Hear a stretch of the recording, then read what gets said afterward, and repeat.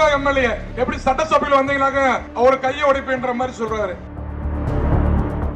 ஜனநாயகன்ற திரைப்படம் அன்னைக்கு வந்திருந்தா நடிகர், இன்னைக்கு அந்த படம் வந்து ஜனநாயகன்ற திரைப்படம் தேர்தலுக்கு முன்னாடியே வர வேண்டிய படம். அதை பார்த்தீங்கன்னா பல சிக்கலை உருவாக்கினாங்க.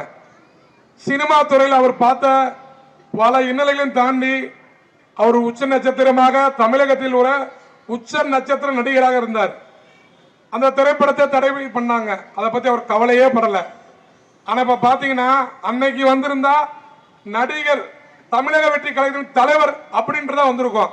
இன்னைக்கு அந்த படம் வந்து தமிழகத்தின் முதலமைச்சர் என்று வருது. அப்ப இதுல தெரிஞ்சுக்கங்க, நீங்க என்ன தடுத்தாலும் சரி தளபதி அதுக்கு மேல ஒரு படி வளர்ந்து கொண்டுதான் போவாரு. அதுக்கு காரணம் மக்களுடைய ஆதரவும் அன்பு இருக்கு அவருக்கு.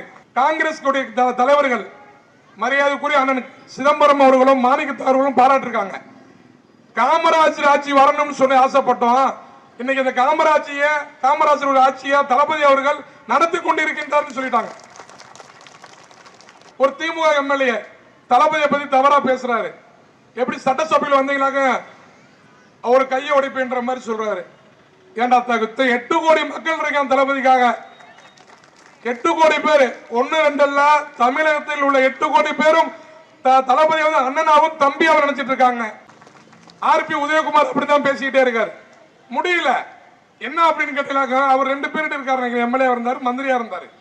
ஆனா இப்ப இல்ல. மக்கள் வரிப்படைந்த கொள்ளையடித்தே பழகி அவரு இந்த 100 நாள் அவர் எம்எல்ஏ இல்லாத காரணத்தால் கொள்ளையடிக்க முடியல என்ற ஒரு கவலையில தளபதியை வாய்க்கு வந்து அப்படிலாம் பேசுறாரு.